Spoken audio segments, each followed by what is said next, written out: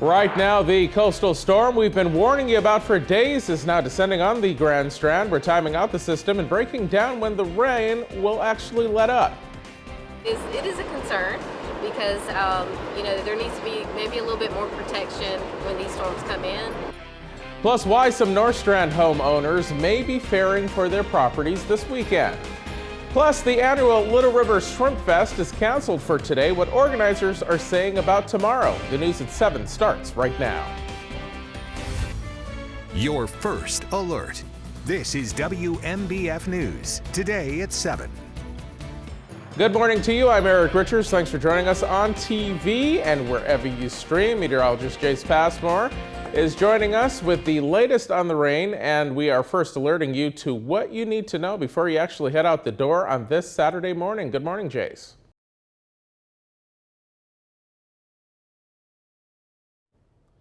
Okay, you can actually see the rain actually moving into parts of the Grand Strand and the PD there. And we are having a little trouble with Jace's audio. We will get back with him shortly.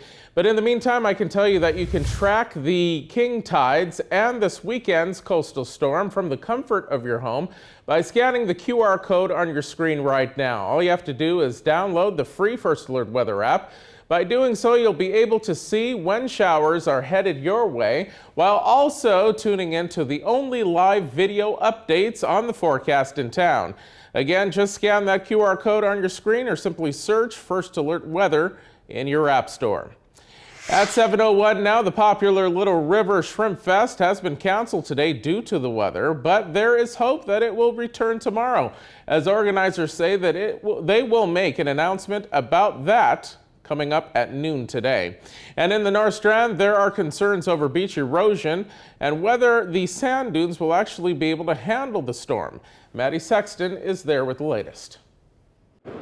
One homeowner I spoke with today tells me she's worried about future storms potentially washing away her condo due to erosion from past storms, which you can see has turned what used to be flat beachland into a cliff right outside of homes and businesses. You can see the erosion got pretty close. I come out here a lot at night, walk my dog, and I've never seen it this high. Recent storms, king tides, and coastal flooding have carved dramatic erosion formations along Cherry Grove's coastline. This video here capturing that cliff standing taller than the beachgoers right next to it. Many people I spoke with today are concerned with just how close the tide is getting to their properties. There needs to be maybe a little bit more protection when these storms come in. Luckily, we are protected by the dunes, but as you can see, they have, gotten really close to the dunes, and so it is a concern. We just want to make sure that our area is protected and ready for storms like this if it gets worse. Especially given a number of water-related home collapses in North Carolina over the past month from storms Humberto and Imelda. Homeowner Becky Allen tells me the erosion raises more red flags this hurricane season. And you can see that there is change from weekend to weekend, just depending on the weather. A Georgia native turned Little River local tells me he's never seen anything like it, saying the high tides are worrisome, but recognizing that things could be much worse. I do concern about the tide getting too high, but I feel fortunate that we've just missed 2 storms that were about to hit us and took turns and went back out to sea, so I feel fortunate for that. Homeowners may soon be able to breathe easier as the U.S. Army Corps of Engineers will be starting their beach renourishment project here in the North Strand come December. Reporting in Cherry Grove, Maddie Sexton, WMBF News. All right, Maddie, now let's take a look at some pictures and video that was sent to us by you folks at home. This one coming here from Tiffany, giving us a look at 46th Avenue North in the Cherry Grove area yesterday, where the water just completely taken over the roadway there. We go to the next one now and staying in Cherry Grove. This one from Aaron, giving us a look at the peak of how high the water got yesterday, up to the height of that golf cart. You probably saw that there in that flood-prone area. Now let's go on over to Garden City. This one taken by our own Chief Meteorologist, Jamie Arnold. This is, as I said, Garden City, where a grocery store was actually flooded out there. You can see that there. A lot of water in the roadways as well. That water going into the building They were able to get it out a short time later. If you have any pictures or video from the coastal flooding or any of the weather conditions today, if you can safely do so now, safety is key.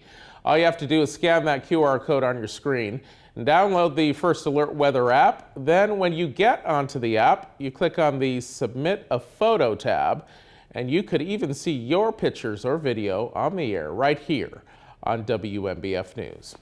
Emergency repairs are underway in Myrtle Beach to fix this sewer force main break near 76th Avenue North and Briarwood Drive. Crews responding late Friday afternoon originally thought that this was a water main break, but they quickly learned, though, that this was actually a sewer line. Now, it's unclear the extent of the break, but the city says that they are monitoring it, and it is contained at this time. Underground utilities, including HTC, have been affected. Those include Verizon and DC blocks as well. We've got more information on this throughout the day right here on WMBF and on our free WMBF News app. We've got a lot to get to this morning at 7:06. We are giving you your weekend sports report. And as we go to break, we are saying good morning to Charleston Landing, that community out there in North Myrtle Beach. We appreciate you watching every single weekend. We're back in 2 minutes.